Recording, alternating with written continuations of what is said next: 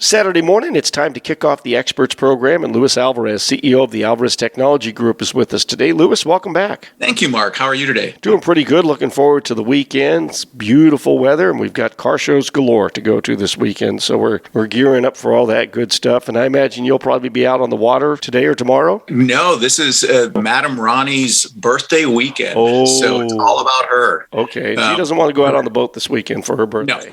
No.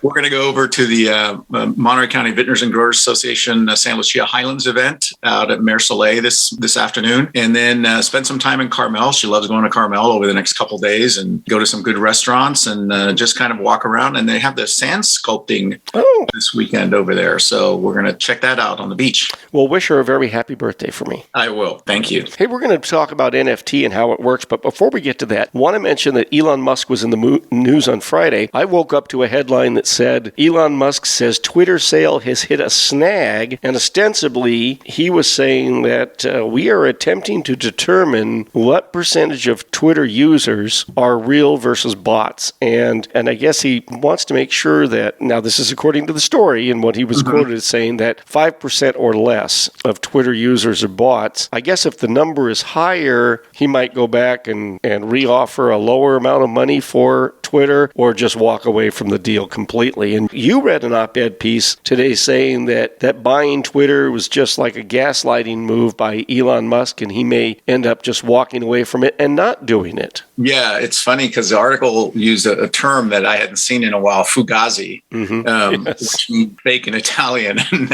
and essentially what the opinion piece was stating is that, this has all been something of a game for him, that he never really intended to buy Twitter, but just gain notoriety as he does with many other efforts that he's taken on. And it was also a way for him to sell stock from a Tesla stock in a way that avoided some tax consequences because it was ostensibly going to be reused for purchasing Twitter. So as it stands right now, he had given himself a deadline of 3 months to get the deal done. And chances are, if it gets done at all, it's not going to be till the end of the year at the earliest. And that's what I'd heard, that it wouldn't happen till the end of the year anyway, and that there could be some other regulatory hurdles along the way. So I guess we'll see what happens with that. All right. What is NFT? That's our topic today, NFT, and how does it work? So go right ahead and tell us about it. Well, we've heard this term NFT for a while, and we've kind of not really paid much attention to it because it seemed like kind of fringy and none of our friends knew what the heck it was. But what it is, it's called a non-fungible token. And what that means is that it's a blockchain. So it uses the same sort of blockchain technology that cryptocurrencies use to prove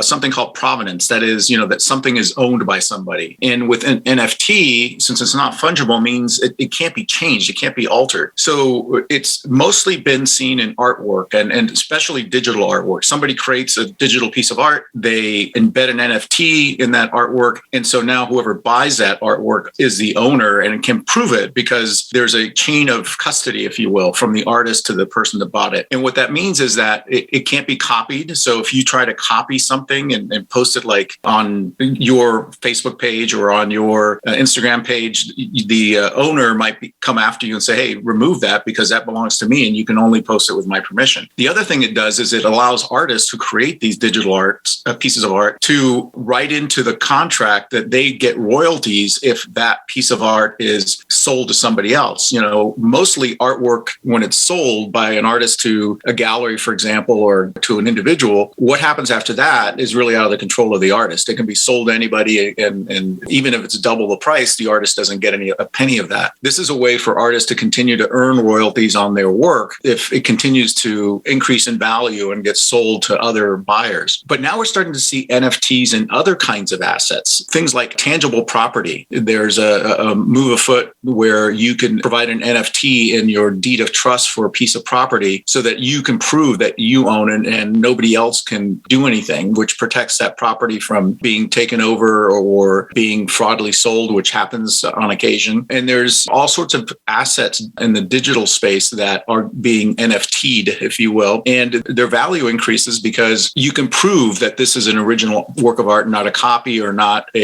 some sort of a ripoff of the original artist. So the NFT is a cryptocurrency, right? Well, it uses the crypto ecosystem, but it's not a currency. You can't buy buy or trade it in the way that you would Bitcoin. So with Bitcoin, for example, if I buy a Bitcoin and you buy a Bitcoin, those are fungible. That is, you can give it to somebody else, and there's no, as long as you have the crypto coin, you own it, but it's not unique in any way other than it's you own it. With NFTs, those are unique. So if I sell NFT, you can't own the same NFT. It's not possible.